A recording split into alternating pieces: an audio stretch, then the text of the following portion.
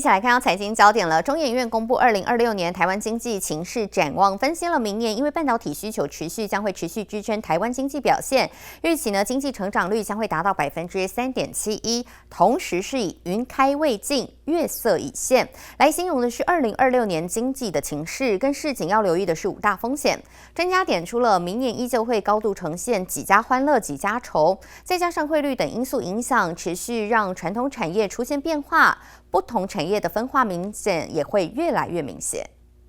AI 热潮撑起台湾经济，中研院预估我国今年全年经济成长率上修到7.41%。展望明年经济，更用8个字形容：云开未尽，月色已现，代表 AI 需求还是很强劲，但有部分的不确定因素尚未排除。主要关键来自背后的5大风险，包含美国关税发展和货币政策、中国经济成长动能放缓、地缘政治等因素，都要特别留意。市场比较担心的一点就是说，台湾今明年经济成长率都是来自于 AI 对外的一个出口，还是要看 AI 是不是能够扩大它的一个这个经济的一个效应。像是最近的太空 AI， 这个也是从 AI 衍生出来，明年类似这种状况应该是会百花齐放。而周一台股迎来耶诞行情，开盘展现强势格局。中场加权指数上涨453.29点，其中台积电扮演多方领头羊，记忆体族群喷出，矽光子族群也获得资金青睐。这个礼拜耶诞行情紧接着就是元月的一个行情，因为过往来讲的话，上涨的几率其实都超过60%以上。走势大家比较担心外资会不会放下去，但其实从现在开始都是中小型股发挥的时候，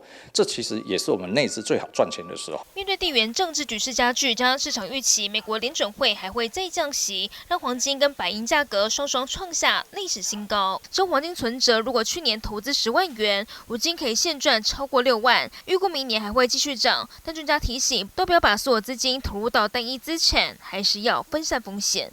记者体育林宇特报道。